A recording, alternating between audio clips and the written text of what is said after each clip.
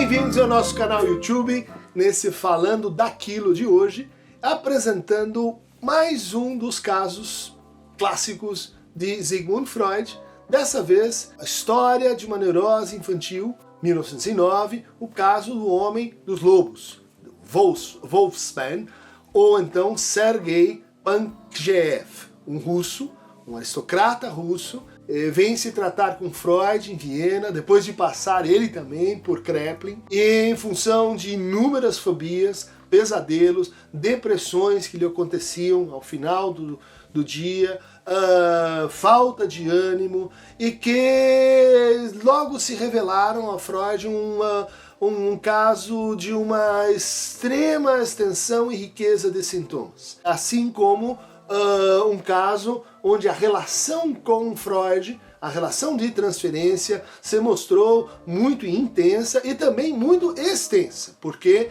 o caso do Homem dos Lobos é um caso onde o Freud decide interromper o tratamento e avisar e combinar isso com o paciente, né, dizer, você vai ter mais 2 meses de trabalho e depois a gente vai encerrar. O Homem dos Lobos melhora, volta para a Rússia, acontece então a Revolução de 1917, ele perde tudo, ele volta então empobrecido para Viena, procura Freud, e aí o quadro havia mudado completamente, a natureza dos sintomas, ele passa então a apresentar uma dificuldade hipocondríaca, ele acha que tem um abscesso que foi retirado do nariz e que deixou uma marca que não sai, uma marca que é perigosa e que ele não sabe dizer o que aquilo significa, mas ele está muito alterado. O Freud não o atende, mas passa para uma discípula, Ruth Brunswick, que diz, olha, não é um caso de neurose, é um caso de paranoia, trata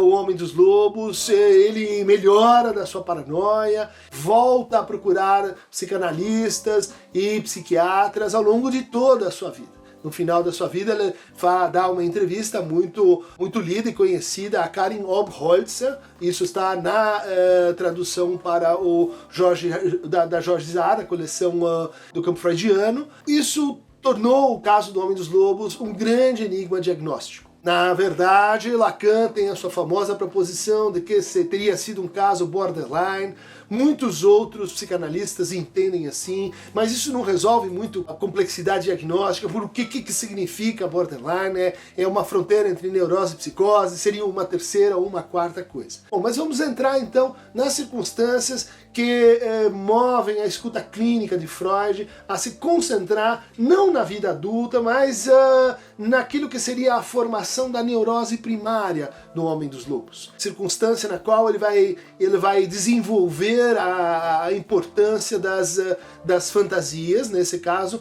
a fantasia da cena primária, que o Homem dos Lobos teria visto os seus pais mantendo uma relação sexual, um coito a tergo, né, um coito por trás, e aquilo teria provocado uma intensa angústia, uma angústia que derivaria do fato dele não ter conseguido entender o que era aquela situação e interpretar que aquela situação seria assim um ato hostil, um ato de submissão, um ato agressivo.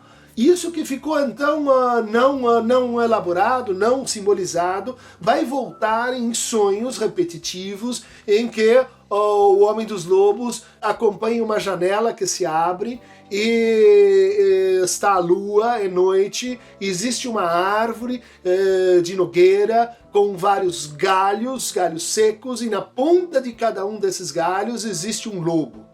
E numa desses galhos há um lobo branco que olha para o Homem dos Lobos de forma muito fixa, austera e interpelativa, e então ele acorda com angústia, sentindo que ali há algo que o convoca de uma maneira muito estrita e decisiva. Então o Freud vai montando a sua teoria de que o Homem dos Lobos interpreta esse encontro que ele teria visto como um coito entre feras, como um coito entre lobos. E o lobo passa a ser então um animal que ao mesmo tempo representa o pai, portanto organiza o desejo desse sujeito, mas um pai também que o devora, Um pai que está na origem das fobias do homem dos lobos. O caso ele é cheio de circunstâncias difíceis de entender. Por exemplo, uma lembrança que ele introduz o dedo numa nogueira, uma árvore, a mesma do sonho, e quando ele tira o dedo de um buraco nessa árvore, o dedo foi cortado e está sendo assim seguro apenas pela pele. Ele toma um grande susto e coloca a mão assim na areia, e daí quando ele olha de novo, o dedo tinha se restabelecido. O Freud lê nisso a preeminência, a aguda presença da fantasia de castração no Homem dos Lobos. Na verdade, o caso do Homem dos Lobos é revisto, relido por Freud inúmeras vezes, até o seu texto, nos seus textos terminais, né, de clivagem do eu nos processos defensivos, em vários momentos, sintoma, inibição e angústia. O Freud volta a esse caso porque ele não está satisfeito com o que ele consegue pensar desse tipo de sintoma. Por quê? Porque é um sintoma alucinatório num paciente que em tese não seria assim psicótico. Então, o que dependeria isso? Ele formula, ele emprega para explicar esse momento a palavra Verwerfung, né? Há uma recusa do afeto, da representação e da realidade ligada àquela representação que volta num outro momento. Sergei Pankeviev narra, por exemplo, uma situação em que ele está tendo um sonho, e nesse sonho ele vê as asas de uma borboleta que se abrem, que se fecham, e ele diz, puxa, é uma Espe. O Freud diz, não, em alemão isso se diz Wespe. E o Homem dos Lobos diz, não, mas é que eu sou russo, eu não sei falar alemão direito, então eu estou fazendo apenas uma troca, assim, um erro, porque eu não domino a língua. E o Freud diz, é justamente o inconsciente se apropria dessas dificuldades que a gente tem para introduzir certas deformações e certos equívocos que respondem a fantasias, que respondem a desejos recalcados. E então ele vai em frente e diz, não, mas essas asas que abrem e fecham, lembram o quê? E daí ele vai buscar a lembrança da sua babá, Nânia, ele vai associar isso com as peras, que tem o mesmo listrado dessa vespa, ele vai associando isso até reencontrar aí novamente a castração, as pernas de uma mulher que se abrem e se fecham. O Freud então interpreta que essa perda do V, né, do Vespe, produz uma vespa sem V, uma vespe sem V. Ou seja, uma vespe castrada. E o que é essa vespe castrada, senão espe, como o próprio paciente disse. Espe, quando o Freud faz essa construção, o Homem dos Lobos diz, não, mas espe sou eu.